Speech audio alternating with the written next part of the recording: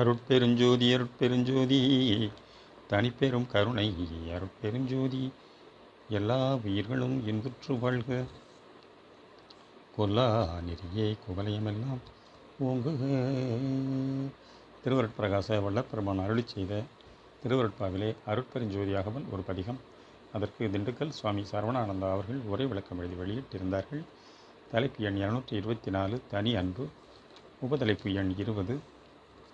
அருட்பெருஞ்சோதி அகவல் வரிகள் 1487 1488. துன்புளவனைத்தும் தொலைத்தெனதுருவை இன்புருவாக்கிய என்னுடைய அன்பே.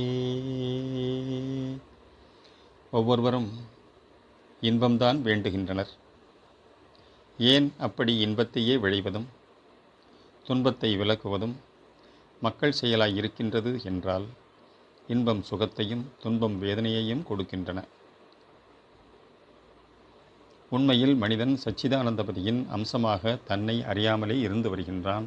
ஆகையால் அவனது உண்மையே சச்சிதானந்தமாகும். இதனை அறியாவிட்டாலும் உள்ளிருந்து விளைவு கொள்ளச் செய்கின்றது இறைவண்ணமாய் உள்ளதால் இன்பத்தை விரும்புவது மனிதனுக்கு இயல்பாய் இருக்கின்றதாம். ஆனால் மனிதன் பொறிபுலன் இச்சையாலும் உண்மை அறியாமையாலும் மெய்யின்பம் இன்னது என்று தெரிந்து கொள்ளாமலே புலன் இன்பத்தையே நிசம் என கருதி அடைந்து முடிவில் துன்பில் அழிகின்றான். ஏகதேச பக்குவவசத்தால் ஆன்ம சுகமே மேன்மை என அறிந்தும் கூட அதனையும் புறத்திருந்து கண்டடைய முயன்று ஓரளவு யோக ஞான அற்புத சித்திகளை பெற்றும் முடிவில் ஆன்ம சுகத்தில் இருந்து அழியாது வாழக்கூடாது போயினன்.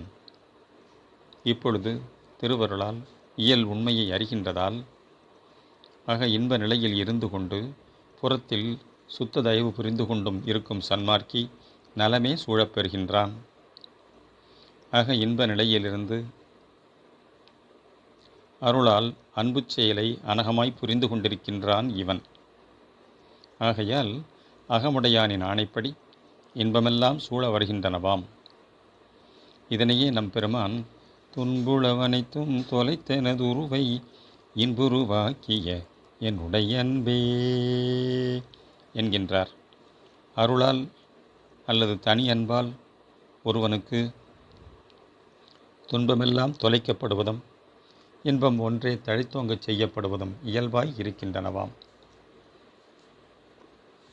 வள்ளலாருக்கு வழங்கப்பட்ட இன்பம் பொய்த்து போகும் பொய்யான பொறிபுலன் இன்பமல்ல, மெய்யான சச்சிதானந்த இன்பம் பெற்றார்.